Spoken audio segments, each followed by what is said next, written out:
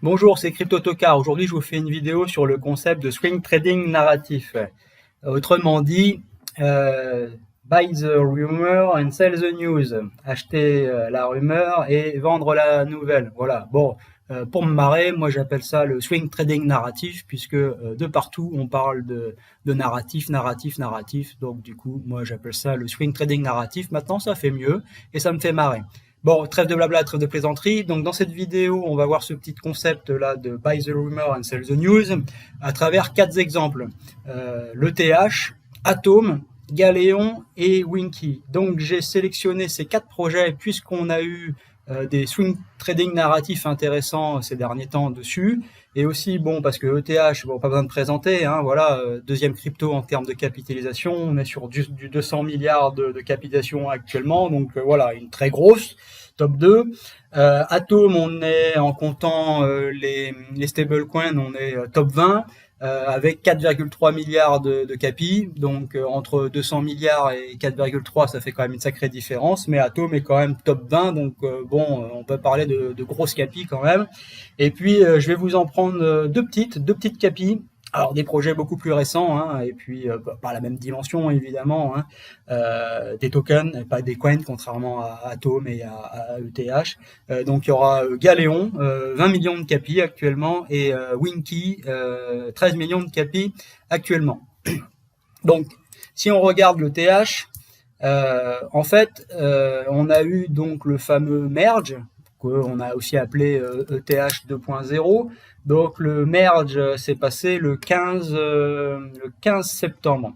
Le 15 septembre, c'était, que je regarde, c'était ici. Voilà, là on y est au 15 septembre. Voilà. Donc on voit quand même que ETH a eu une très belle montée. Voilà. Puis ça a descendu, ça a remonté et au 15 septembre, là, on a eu une belle bougie rouge, donc on a eu un bon sell the news en fait. Voilà. Alors évidemment, la montée de TH, là, ici, elle ne va pas s'expliquer que par cette annonce de ETH 2.0. Il peut y avoir d'autres éléments à prendre en compte, mais quand même, ici, The Merge était un événement très attendu, qui a été souvent repoussé. Normal, techniquement, c'était quand même très compliqué à mon avis. J'ai pas le niveau de ces gars-là, donc voilà, je veux pas m'avancer, mais bon, ça devait être très très très compliqué de passer du proof of work au proof of stake. Donc c'était un événement très attendu. Donc il y a quand même eu une belle montée sur cet événement et c'est vrai que je voyais beaucoup la question est-ce que ETH va monter le jour de l'événement le 15. Bon, il faut savoir que les marchés ils anticipent, hein. Ils attendent pas le 15 de savoir si ça a fonctionné ou pas pour acheter. Évidemment que c'était une bonne nouvelle pour le projet, enfin peut-être ou pas, ça dépend des avis, mais en tout cas les gens qui voulaient se positionner là-dessus, ils ont acheté avant, forcément. Voilà. Pour profiter justement de l'engouement que ça allait attirer, puisqu'on allait de plus en parler, etc. Et donc ça allait faire venir du monde dessus. Donc il faut anticiper ça et se positionner bien avant et pas attendre la news. Voilà. En plus de ça, il y a peut-être des petits malins qui se sont dit, puisque comme il y avait ce hard fork derrière, pour ceux qui avaient des ETH, ils récupéraient des ETH POW là. Donc ils se sont dit on va récupérer des jetons gratos, on va donner ça quand on les aura et voilà. Donc bon, il y avait ça. Donc on voit bien que ça a amené de la force à l'ETH pendant cette période-là. Que pendant ces périodes-là, ETH a quand même surperformé le marché. Et on voit bien que le 15, la news, elle était pricée. Voilà, ça a réussi. Et que on a eu un sell the news quand même. Voilà. Maintenant, on va passer à Atom. Alors Atom de la blockchain Cosmos, depuis les plus bas là qui étaient en juin, là comme beaucoup en fait ont connu des plus bas en juin, elle nous a fait un beau canal ascendant, elle avait beaucoup de force, elle est très belle, très très belle. Elle a une belle bougie impulsive. Du coup, depuis, c'est un peu retombé, mais elle garde quand même de la force. Et là, elle repart dans un joli canal ascendant. Elle est pas mal. Alors, ça a bien monté ici. Alors, évidemment, il n'y a pas que cet événement qui fait monter le cours, mais bon, quand même, on va le regarder. Il y avait la conférence Cosmos à Bogota, en Colombie, pendant, c'est peut-être pas Bogota d'ailleurs, enfin bref, qui avait lieu du 26 au 28 septembre, Cosmoverse, qui était un événement assez attendu par la communauté de cet écosystème, où on devait parler notamment de Atom 2.0, et il y a d'ailleurs un white paper qui est sorti sur Atom 2.0, voilà, avec notamment dans les tuyaux un petit changement au niveau de la, comment dire, de l'inflation du coin Atom, voilà, parce que actuellement il y a quand même une inflation sur le coin Atom qui est d'environ 8% par an.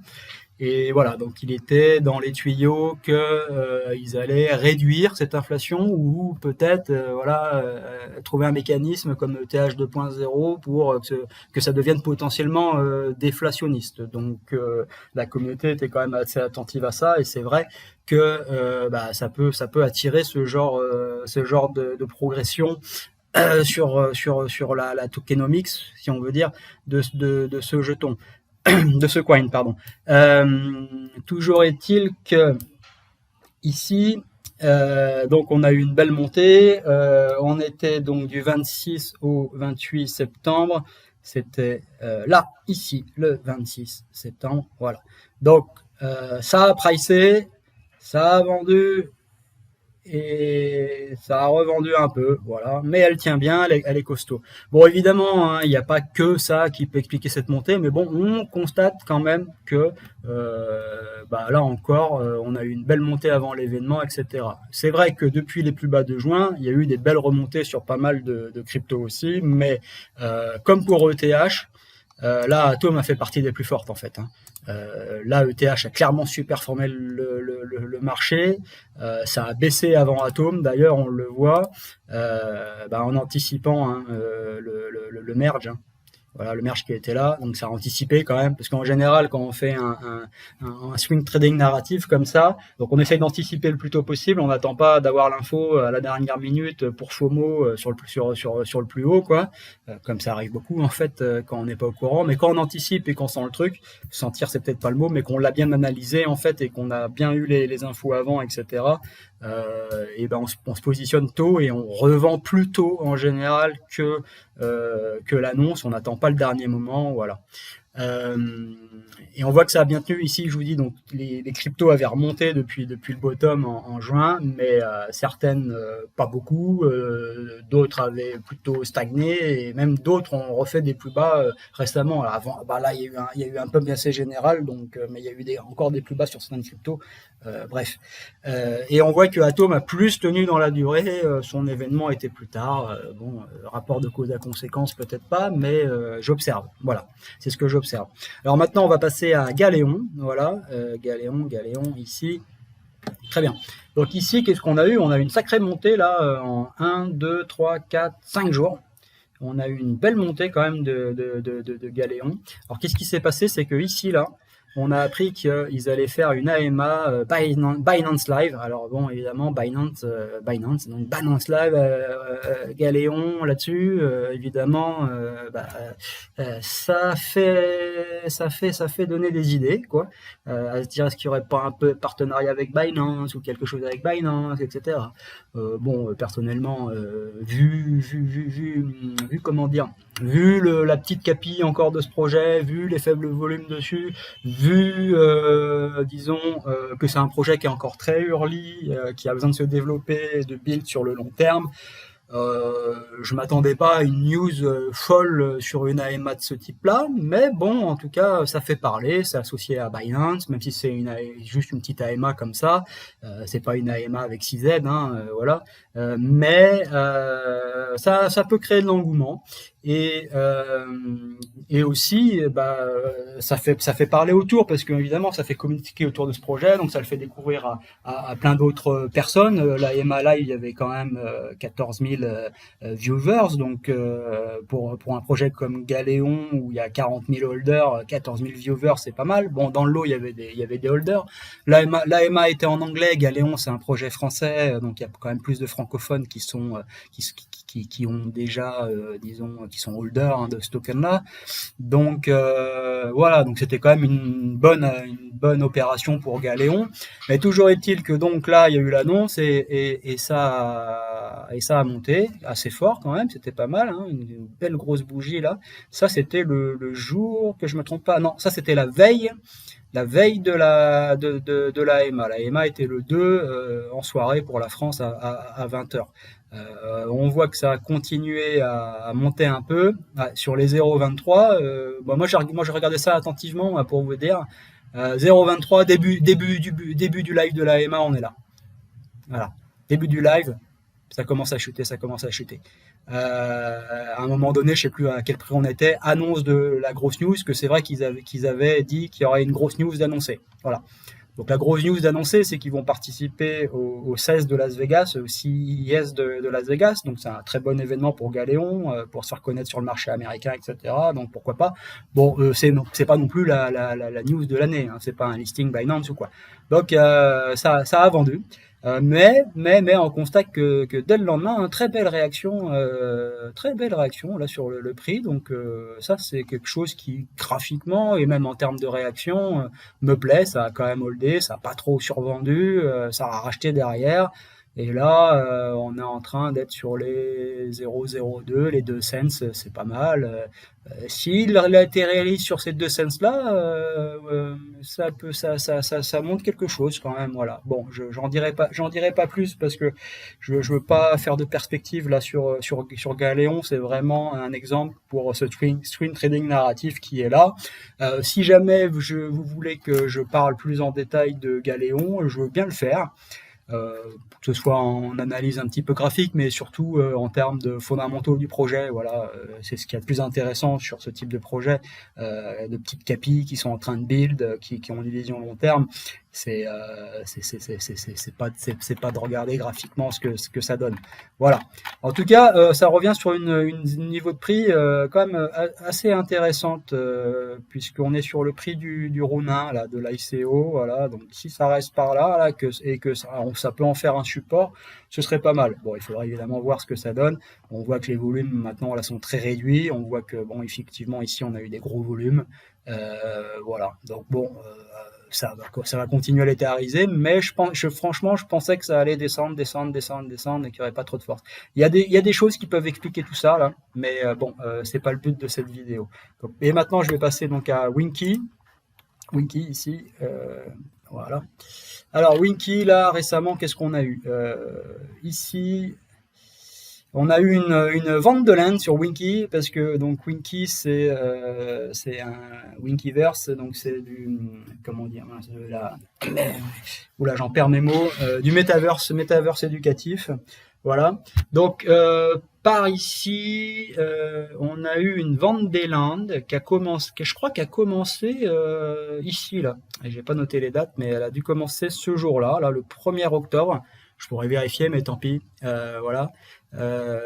Parce que de mémoire, ça n'a pas baissé le jour du début de la vente des lands, mais ça a baissé 2-3 jours après. Donc voilà, donc vous voyez que on était parti là d'un 0, allez, on va dire un 0,017 pour arriver à un 0,004. Il y a un peu trop de zéro là, mais bon. Donc on a fait une belle poussée sur Galéon, ça nous fait un plus 135% ça, hein. Donc c'est pas mal du tout, assez rapide, même si ça a duré un petit mois, hein, on va dire là du 15 septembre au 3 octobre, non pas un mois du tout, je raconte n'importe quoi, 2 semaines. Donc 2 semaines, ça a été quand même assez rapide. Donc voilà, donc vente des lands, ils ont fait de la grosse com dessus pour réussir leur vente des lands. Il fallait que la vente des lands soit réussie, c'est le principal. Donc il y a eu un gros budget com, marketing d'utiliser pour cette opération, concours, Évidemment, tous les influenceurs crypto qu'on relayait, gros programme de parrainage, de référal sur le sujet, hein, 500K € quand même en référal, c'est pas rien.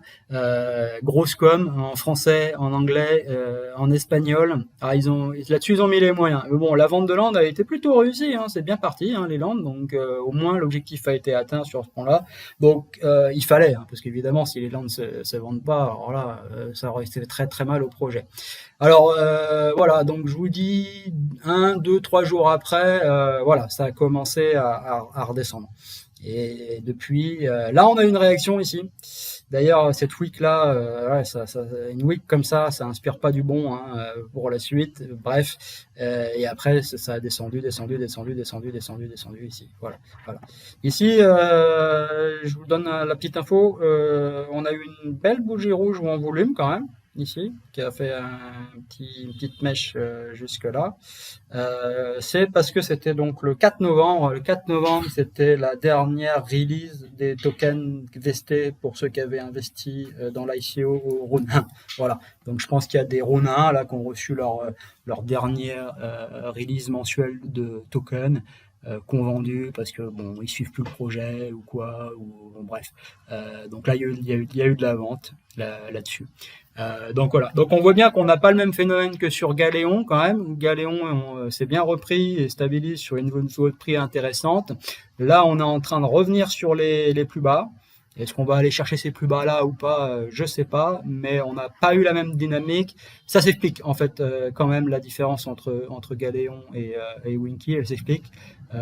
Voilà, je vais pas développer ça ici plus que ça parce que c'est pas le but de la vidéo, mais si vous voulez que je vous fasse une vidéo plus approfondie comme pour Galéon, je le ferai volontiers, dites-le moi dans les commentaires. Voilà pour tout ça. Alors je précise quand même une chose, c'est que j'ai pris 4 exemples ici, donc l'ETH, Atom, Galéon et Winky. Je les ai pris pour exemple pour illustrer le concept là de swing trading narratif. Je ne donne pas d'opinion particulière sur ces 4 cryptos ici. Voilà, ce n'est pas parce que j'en parle que je les recommande ou que je les recommande pas. Voilà, la petite précision est faite. Voilà, donc si vous avez aimé cette vidéo, merci de la liker. Pensez à vous abonner à cette chaîne. Précision, évidemment, sur ce swing trading narratif, là, je n'ai fait que expliquer ce concept. Dans la prochaine vidéo, je vous donne des pistes pour quels peuvent être les potentiels bons swing trading narratifs à prendre. Merci et au revoir et à la prochaine.